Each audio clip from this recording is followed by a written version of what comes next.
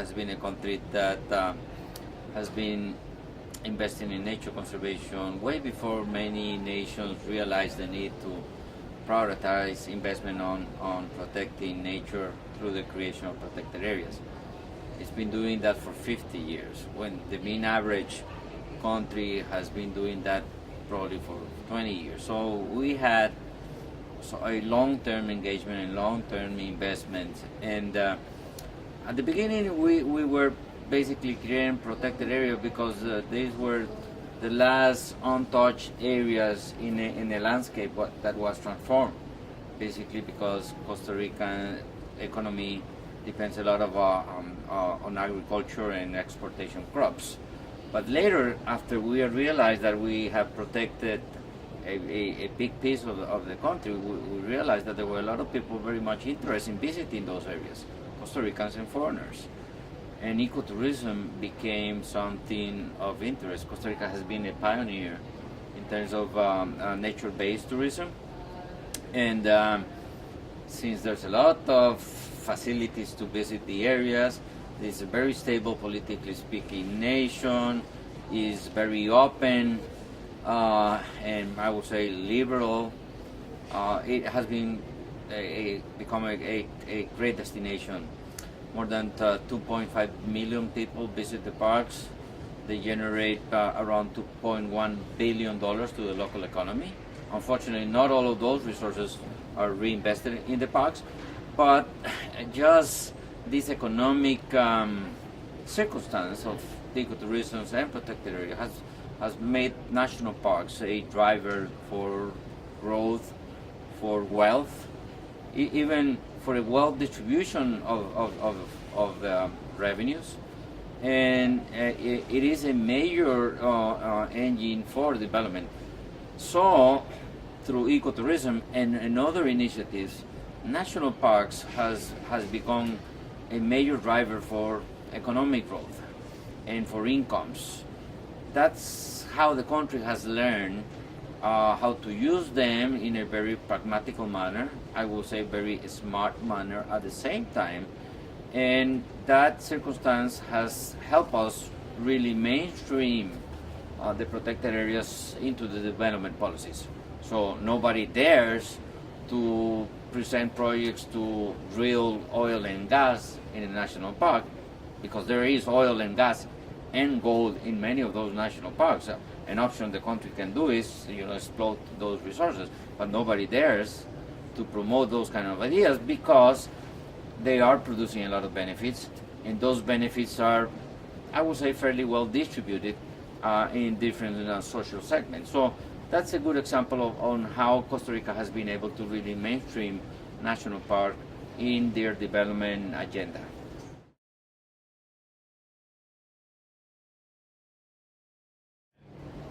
Well, the key challenges is twofold. One is protected areas, as I said, has become a major driver of economic growth because of all the natural attractions. But those natural attractions may be threatened by different circumstances. Once, a few of them are under our own reach and capacity and control, and some others are way out of the Costa Ricans' control. For example, climate change. Climate change is impacting protected areas and biodiversity, and there's very little the Costa Ricans can do on this, because Costa Ricans' contribution to climate change is equal to zero, but the impact we receive out of this climate change is high and has an impact on our parks and biodiversity. So we are concerned about that. The second element is that national parks, as in Costa Rica, like in many other countries, has become isolated patches of wealth of nature in a degraded landscape. So we need to connect national park through biological corridors so we can keep the flow of species and the long-term feasibility of the ecosystem and animals and plants. If we lose connectivity, we will lose wealth, and probably we will lose attractiveness, and we won't be able to be the prime of the ecotourism destination. So we need to be able to restore areas in between national parks to preserve existing forests within national parks, and not only preserve and restore, but while doing this, generating opportunities for local farmers and indigenous communities to make a decent income. And Costa Rica has been a world leader, without any doubt, in establishing innovative mechanisms to do this. The payment for environmental services of Costa Rica is a good example. Costa Rica was the pioneer nation of the world to design a mechanism by which owners of forests and tree plantations are being paid for the services those forests generate in terms of carbon sequestration, water production, and biodiversity conservation. So by doing this, Costa Rica is being able to generate connectivity within all protected areas, guaranteeing the long-term biological feasibility of all those areas, and being able to overcome those threats of the fragmentation that eventually will have a high impact. So these actions requires political will and political support. And politicians may not be totally committed to nature conservation, but still they understand the economics behind the benefit of national parks. So investing their political capital in these kind of actions paid off, politically speaking, because we are working in an area that generates profits and benefits, which is the nature-based tourism and the other mechanisms by which people are being paid for environmental services. So this is kind of the way by which Costa Rica has been able to really go beyond protected areas and mainstreaming nature conservation in the wider landscape.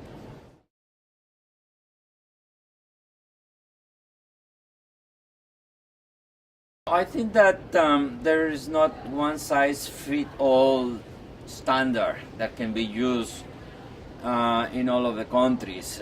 The case of Costa Rica is really interesting because 30 years ago we had the worst global record, which was Costa Ricans were the country with the highest deforestation per capita of the world. We destroyed almost all of our forests, but 30 years after that, we have become the only tropical country that has doubled the size of the forest. We went from being a nation that destroyed their forests into a nation that restored and preserved forests like no other nation from the tropics or the developing world.